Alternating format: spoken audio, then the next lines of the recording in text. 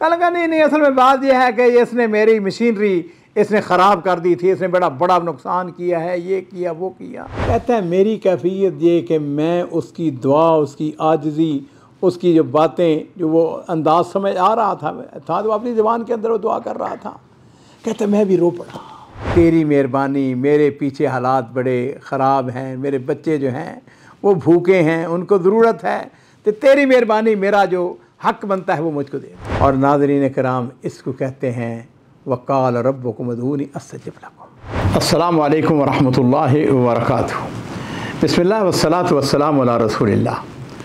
मुअज़्ज़ज़ नाज़रीन इकराम, दुआ की कबूलियत का ये अजीब व गरीब वाक़या है।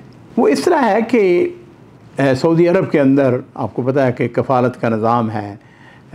एक मुअज़्ज़फ़ दूसरे कफ़ील के पास जब काम के लिए जाता है तो उसके लिए लाज़म नकल कफ़ाला होती है। खैर एक शख्स था, उसके पास मज़रा था, तो उसको आमल की ज़रूरत थी, तो वह तलाश में था। उसने इधर उधर दोस्तों का कहा कि यार कोई अगर अच्छा साथी हो, कोई अच्छा आदमी हो तो मैं उसको अपने पास मुअज़्ज़फ़ रखना चाहता हूँ।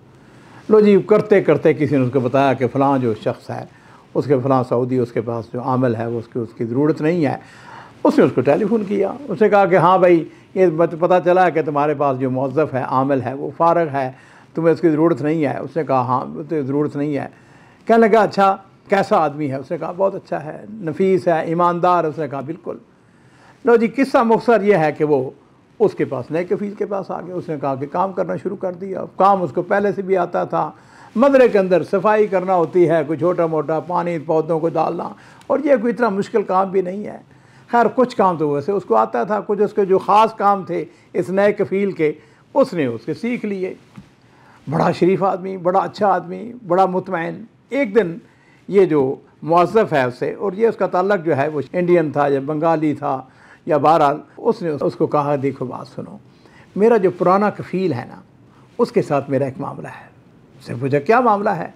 कहने लगा कि उसने मेरी 3 महीने की तनख्वाह नहीं दी। मैं उसे 1000 रियाल लेता था, 3000 रियाल मैंने उससे लेना है, और मैं उसकी मिन्नतें करता रहा, समाइतें करता रहा, मैं उसको कहता रहा कि मेरे बच्चों को, मेरे घर वालों को बड़ी शदीद ज़रूरत है, लेकिन वो मुझको पैसे नहीं दे रहा। तो आपकी मेहरबानी, आप उसको टेलीफ़ोन करें, आप उससे कहें कि वो मेरे 3000 रियाल दे दे। मेरे पीछे छोटे छोटे बच्चे हैं, मेरे हालात, मैं इसी वजह तो आया हूँ यहाँ पर। कहता है कि मैंने कहा कोई बात नहीं। खैर कहता है मैंने अपना टेलीफ़ोन उसे नंबर लिया और मैंने उसको टेलीफ़ोन किया। मैंने कहा यार बात सुनो, इत्तक़िल्लाह, अल्लाह से डरो, ये मुअज़्ज़फ़ीन है, ये तुम्हारे पास मुलाज़िम है, उसने 3 महीने तुम्हारे साथ, यानी तू उसकी 3 महीने की तनख्वाह नहीं दे रहा। कहने लगा नहीं नहीं, असल में बात यह है कि इसने मेरी मशीनरी इसने ख़राब कर दी थी, इसने बड़ा बड़ा नुकसान किया है, ये किया वो किया। उसने कहा तुम्हारा नुकसान उसने कैसे कर दिया? उसका मशीनरी के साथ क्या ताल्लुक़ है? वो तो बेचारा तुम्हारी सफाई करने वाला था, छोटे मोटे काम करने वाला था। अब वो जिसको ना देना होना उसका बहाना। कहता है कि मैंने उसकी बड़ी मिन्नत समझ, लेकिन उसके ऊपर कुछ असर नहीं हुआ। अब ये जो मुअज़्ज़फ़ था मेरे पास, ये बेचारे के हालात बड़ी मजबूर। कहता है कि जो भी कोई मेरे पास आता, अब एक दिन मेरा बड़ा भाई आया, मेरे बड़े भाई को कहने लगा कि आपकी मेहरबानी, आप मेरे पुराने कफ़ील को फ़ोन करें, उससे कहें कि मेरे बच्चे पीछे हैं, बेचारों की ज़रूरियात हैं, टेलीफ़ोन करें। उससे कहा अच्छा भाई मैं क्या कर सकता हूँ। खैर कहता है मुझे फिर तरस आया। कहता मैंने उसको फिर फ़ोन किया। मैंने से कहा खुदा के बंदे, इसका क्यों मुआवजा क्यों नहीं देते? नबी अलैहिस्सलातु वस्सलाम की हदीस से इस बारे में मारूफ़ है कि जो आमल है का पसीना खुश्क होने से पहले उसकी मजदूरी उसको पे करो। कहता है कि उसने फिर कोई मेरी बात, मैं से कहा बात सुनो, 3000 रियाल ऐसा करो, 1500 रियाल तुम दे दो, 1500 रियाल मैं दे देता हूँ। लेकिन जब नीयत ख़राब हो, हालांकि उसकी अपनी कंपनी थी, उसका अपना मुअस्ससा था, हाँ जी, अमीर आदमी था, यह भी नहीं कि गरीब आदमी जी दे नहीं सकता। तो खैर उसने इनकार कर दिया। उसने कहा अच्छा इधर उधर की बातें। कहने लगा कि चंद दिन गुजरे तो एक दिन वो मेरे पास बैठा हुआ था, मेरा जो नया यही जिसने पैसे लेने थे, तो उसको अपने उसके बलद से, उसके वतन से फ़ोन आ जाता है। और वो फ़ोन क्या था कि वो बेचारा बहुत ही परेशान नज़र आया। मैंने कहा क्यों हुआ, खैर तो है? कहने लगा कि पीछे से मुझे फ़ोन आया है, इंतहाई ज़रूरतमंद है, उनको पैसों की शदीद ज़रूरत है, तो आप ऐसा करें कि मेरी कुछ मदद करें। कहता है मैंने उससे कहा ऐसा करो, और कहता है पहली दफ़ा मैंने उसको कहा कि ऐसा करो, वज़ू करो और असर की हमने अभी नमाज़ पढ़ी है, तुम अल्लाह से दुआ मांगो और देखो फिर दुआ का तासीर।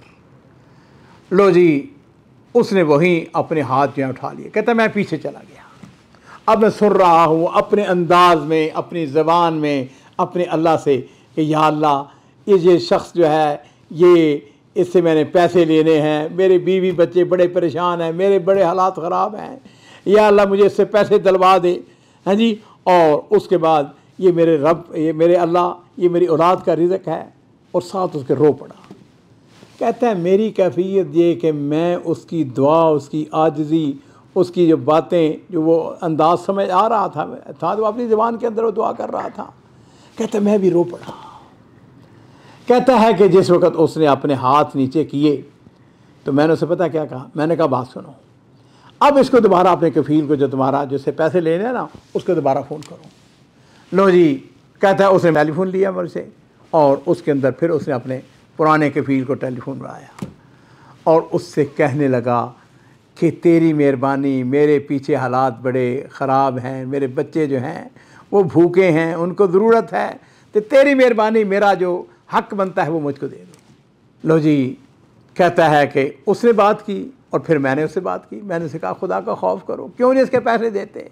और नाज़रीन कराम, इसको कहते हैं वक़ाल रब्बुकुम उदऊनी अस्तजिब लकुम। वो कबूलियत दुआ का वक्त था। पता उसने क्या कहा? उसने कहा, मुझे जो पुराना कफ़ील था उसने इस सऊदी से कहा ऐसा करो कि अपना अकाउंट नंबर दो, मैं अभी उसके पैसे भिजवाता हूँ। और वो कहता है कि चंद मिनटों की बात थी, उसने 2000 रियाल जो है उस मेरे अकाउंट के अंदर जमा कर दिया। कहता 1000 रियाल मैंने अपनी तरफ से दिया। इस तरह उसके 3000 रियाल जो हैं वो अल्हम्दुलिल्लाह with in half an hour वो पूरे के पूरे पैसे इकट्ठे हो गए। अब मैंने उसको बुलाया, मैंने कहा बात सुनो, कैश चाहते हो, बैंक के अंदर चाहते हो, या तो अपने वतन में तुम्हें चाहते हो, जिस तरह भी चाहते हो, तुम्हारा 3000 रियाल जो है वो आ चुका है। तो नाज़रीन कराम, असल बात जो है वो ये है कि हमें अल्लाह का शुक्र अदा करना चाहिए। वो लोग जिनके पास मौज़्ज़फ़ हैं, बड़ी अच्छी बात उसने कही, ये जो अच्छा आमल होता है ना, अच्छा मौज़्ज़फ़ होता है, अच्छा नौकर होता है, ये भी अल्लाह की तरफ से रिज़्क़ होता है। अगर आपको ईमानदार शख्स को मिल गया है, आपके पास जॉब लगते हैं, उसकी तनख्वाह देने में क्यों लैतुलात से, क्यों आदमी ताख़ीर करे? उसकी ज़रूरियात, अगर उसकी मजबूरियाँ ना हो, वो कभी आपके पास नौकरी ना करे। तो बहरहाल ये वाक़या जो है, इस वाक़े के अंदर एक तो ये है अल्लाह रब्बुल इज़्ज़त जो हैं वो मुस्तजाबुद दावात हैं, मजबूर मक़हूर उनकी दुआओं को सुनने वाले हैं। और सुबहान अल्लाह, वो कहता है कि चंद यानी आधे पौने घंटे के अंदर अंदर उसका हक़ जो है उसको वापस मिल गया, अल्लाह ताला ने उसकी दुआ को कबूल कर लिया।